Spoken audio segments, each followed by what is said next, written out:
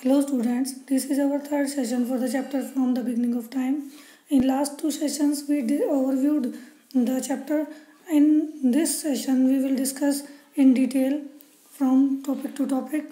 First topic is sources to understand early human history. We have some sources for the history क्योंकि history जो इतिहास लिखा हुआ है उसके लिए हमारे पास कुछ न कुछ सोर्सेज हैं जिनके आधार पर हमने ये सब कुछ लिखा। लाखों साल पहले क्या हुआ था उसके बारे में हम बिना किसी सोर्स के पता नहीं लगा सकते।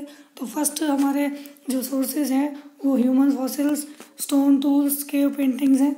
इनके आधार पर जो इतिहास लिखा गया है वो सारा इनके आधार पर ही लिखा गया है। फॉसिल्स कहते हैं हम, रिमेन्स को कहते हैं जो बचे हुए ह्यूमन बीइंग के हड्डियाँ या स्टोन टूल्स वगैरह जो बचे हुए हैं उनको हम फॉसिल्स कहते हैं। स्टोन टूल जो मनुष्य के द्वारा छोटे छोटे पत्थरों को तोड़कर तीखा बनाकर हथियार या औजार के रूप में यूज़ किया गया उनको स्टोन टूल्स कहा जाता है। ये ज़्यादातर अफ्रीका और यूरोप में पाए गए। पेंटिंग्स अफ्रीका और यूरोप की जो जहाँ पर ह्यूमन रेजिडेंस पाया गया वहाँ पर कुछ गुफाएं पाई गई और उन गुफाओं की दीवारों में कुछ न कुछ पेंटिंग्स पाई गई। इन पेंटिंग्स के आधार पर भी हमें इतिहास को लिखने में सहायता मिलती है। Most scholar refuse to accept these objects. इन सारे ऑब्जेक्ट्स को, इन सारे जो रिसोर्सेज हैं इनको कुछ इतिहासकार या कुछ स्कॉलर्स जो हैं वो मानने से इनकार कर देते हैं। उनका मानना है कि ये मनुष्य की एबिलिटी के लिए के बारे में नहीं है, बल्कि उनका जो आधार है वो ये है कि वो बाइबल में जो टेस्टामेंट्स हैं उनके अकॉर्डिंग मनुष्य का ओरिजिन जो है भगवान के द्वारा बनाया गया है। लेकिन उसके बाद जब वास्तविकता धीरे धीरे साइंस और टेक्नोलॉजी आगे बढ़ती गई तो बाद में लोगों ने ये स्वीकार कर लिया कि वास्तव में ये जो सो रिसोर्सेज पाए गए हैं वो ह्यूमन के डेवलपमेंट के बारे में हमें बताते हैं। How was Neanderthal man skull discovered. Neanderthal जो वैली है वो जो जर्मनी के ड्यूसरडोल्फ सिटी में पाई गई, जहाँ पर मनुष्य का एक स्केलेटन पाया गया। और उसको सबसे पहले जब उसको उसमें खान में खुदाई हो रही थी वहाँ पर जो स्केलेटन मिला तो वहाँ के एक स्कूल टीचर कार्ल फुलरोट को दे दिया गया। कार्ल फुलरोट ने उसको एक हिस्टोरियन को भेज दिया और वहाँ उसका जो प्लास्टर ऑफ पेरिस से एक स्ट्रक्चर बनाया गया।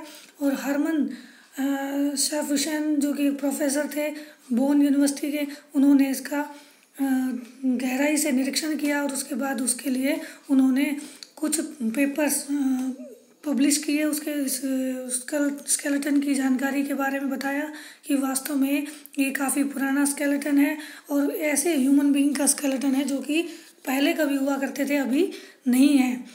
उस समय स्कॉलर्स को ने इस बात को स्वीकार नहीं किया कि ऐसा कुछ था कि पहले मनुष्य निएंडरथल ह्यूमन ने यहाँ पर जन्म लिया था और वो ख़त्म हो चुका था। लेकिन बाद में धीरे धीरे उस निएंडरथल मैन स्टोरी को स्वीकार कर लिया गया। Now the story of human evolution. मनुष्य के इवोल्यूशन या विकास की कहानी शुरू होती है लगभग 36 मिलियन ईयर्स पहले और उसके बाद 24 मिलियन ईयर्स के टाइम पीरियड में कुछ प्राइमेट्स का जन्म हुआ। प्राइमेट्स में वो जानवर या जीव जंतु आते हैं जो मैमल्स थे और एशिया और अफ्रीका में पाई जाने वाली ये प्रजातियाँ प्राइमेट्स कहलाती हैं। इसमें बंदर, एप्स और ह्यूमन बीइंग तीनों ही शामिल हैं। इनकी बॉडी पर बाल होते हैं, ये बच्चों को जन्म देते हैं, फीडिंग कराते हैं और इनके दांत और बाकी कांस्टेंट बॉडी का कुछ स्ट्रक्चर जो है वो मिलता जुलता है उनके। और टेम्परेचर के अकॉर्डिंग ये अपने आप को ढाल लेते हैं। 24 मिलियन ईयर्स एगो और 5.5 मिलियन साल पहले का जो टाइम पीरियड था वो टाइम पीरियड था जब प्राइमेट्स में से कुछ उपजातियों का जन्म हुआ जिसमें होमिनोइड्स थी। एक जाति जो थी वो होमिनोइड्स थी।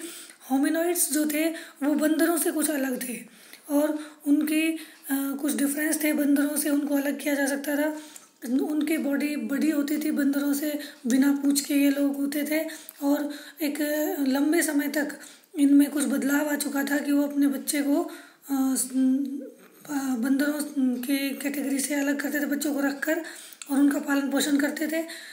5.5 मिलियन ईयर्स एगो से लेकर 1.8 मिलियन ईयर्स एगो तक होमिनॉइड्स जो हैं अब वो कन्वर्ट हो चुके थे होमिनिड्स में।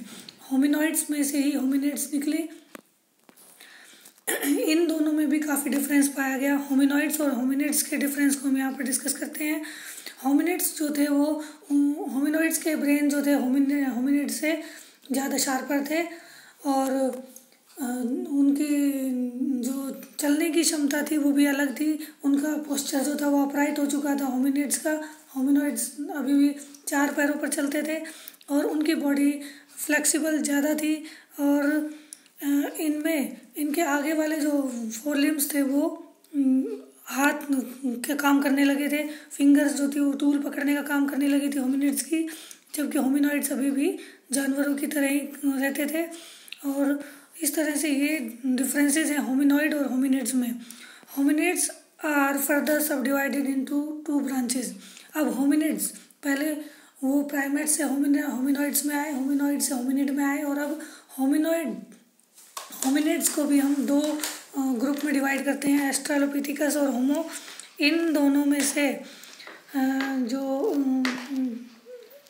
डिफरेंस है ऑस्ट्रेलोपिथेकस और होमो एक दूसरे से डिफरेंट है। इनमें हम डिफरेंस कैसे करेंगे कि ऑस्ट्रेलोपिथेकस जो थे उनका ब्रेन का साइज छोटा था, जो जबड़ा होता था और दांत होते थे वो बड़े होते थे, जबकि होमो के दांत और जबड़ा छोटा होता था और उनके माइंड का साइज भी बड़ा बढ़ गया था, शार्प माइंडेड हो गए थे। तो ऑस्ट्रेलोपिथेकस जो है वर्ड जो है ऑस्ट्रेलोपिथेकस उसका जन्म लैटिन भाषा के ऑस्ट्रेल वर्ड से हुआ जिसका मतलब है साउदर्न यानी कि दक्षिण, और ग्रीक वर्ड पिथोकस मीन्स ए बंदर। दक्षिण में पैदा होने वाले बंदरों को ऑस्ट्रेलोपिथेकस कहा जाता है। इट मीन्स इनका जन्म दक्षिण अफ्रीका में हुआ, अफ्रीकी एरिया में हुआ। Homo is a Latin word meaning man. Homo का मतलब है मनुष्य, ये भी लैटिन भाषा का ही वर्ड है। और होमो में मैन का मतलब यहाँ पर केवल पुरुष के लिए नहीं है बल्कि एज वेल एज वुमेन के लिए भी मैन वर्ड ही होमो ही वर्ड यूज होता है। Scientist distinguish amongst several type of homo. अलग अलग तरह के होमोज के बारे में डिस्कशन किया गया है साइंटिस्ट के द्वारा। The names assign to these species are derived from the what regarded as their typical। इनका जो डिफरेंस किया गया उन डिफरेंस के आधार पर इनको कैटेगराइज किया गया और ये कैटेगरीज हैं। इनके जो फॉसिल्स पाए गए उसके आधार पर इनको 3 टाइप्स में कैटेगराइज किया गया। होमो हेबिलस जो थे वो टूल मेकर्स थे जो पत्थरों से औजार बनाने लगे थे। होमो इरेक्टस जो खड़े होकर चलने लगे थे और होमो सैपियंस जो वाइज और थिंकिंग मैन जो कहलाता है, जिसमें बुद्धि का विकास काफ़ी हद तक हो चुका था, जो सोच समझ सकता था और बाकी जानवरों से उसकी कैटेगरी अब अलग हो गई थी। The positive feedback mechanism. Some of the feature of development in the anatomy of early human beings favored or shaped them to become modern human beings। मनुष्य के आधुनिक विकास में क्या क्या बदलाव आए और उसको किस तरह से स्वीकार किया गया, उन सारी चीज़ों को यहाँ पर डिस्कस किया जाएगा। These developments are together called positive feedback mechanism. और इन सारे डिस्कशंस को जब हम कलेक्टिवली एक जगह पर लाते हैं तो उसको हम पॉजिटिव फीडबैक मैकेनिज्म के नाम से जानते हैं। बाईपेडलिज्म और upright walking help to use less energy. Bipedalism means upright walking, ऊपर खड़े होकर चलने से मनुष्य में काफ़ी बदलाव आ चुका था, उसकी एनर्जी सेव होने लगी। जब वो पहले 4 पैरों पर चलता था अब वो 2 पैरों पर चलकर अपने हाथों की एनर्जी बचाकर उससे दूसरे कामों में यूज़ कर सकता था, जैसे अपने बच्चे को पकड़ना या टूल्स वेपन्स का यूज़ करना। Flexibility in hands. फ्लेक्सिबिलिटी जो थी फिंगर्स में फ्लेक्सिबिलिटी आ चुकी थी, हैंड्स में फ्लेक्सिबिलिटी आ चुकी थी, जिससे वो दूसरे काम करने के लिए फ्री हो चुका था। बच्चों को पकड़ सकता था हाथों से और कोई भी सामान उठाकर इधर से उधर रखना या उठाकर ले चलना, ये सारे काम उसने सीख लिए थे। Growth in size of the brain. धीरे धीरे मनुष्य का विकास भी बढ़ चुका, मनुष्य के माइंड का विकास भी हो चुका था और ब्रेन में डेवलपमेंट के कारण उसमें सोचने समझने की क्षमता बढ़ चुकी थी और वो अब मेमोराइज कर सकता था, किसी भी चीज़ को याद रख सकता था और प्लानिंग कर सकता था और नए नए डेवलपमेंट्स या के बारे में सोच सकता था, जिसके कारण उसका आगे का विकास इसके आधार पर हुआ। Visual surveillance improved in early human, और विजुअल सर्विलेंस के बढ़ने से भी उसको काफ़ी सारी सहायता मिली। विजुअल सर्विलेंस का मतलब है कि ऑब्जर्वेशन करना, आसपास के जो वातावरण था उसको ऑब्जर्व करके उसने धीरे धीरे दूसरे क्षेत्रों में जाना शुरू किया, भोजन की खोज करने के लिए या एनिमल्स का शिकार करने के लिए वो एक स्थान से दूसरे स्थान पर जाने लगा। This is our today's topic, keep learning.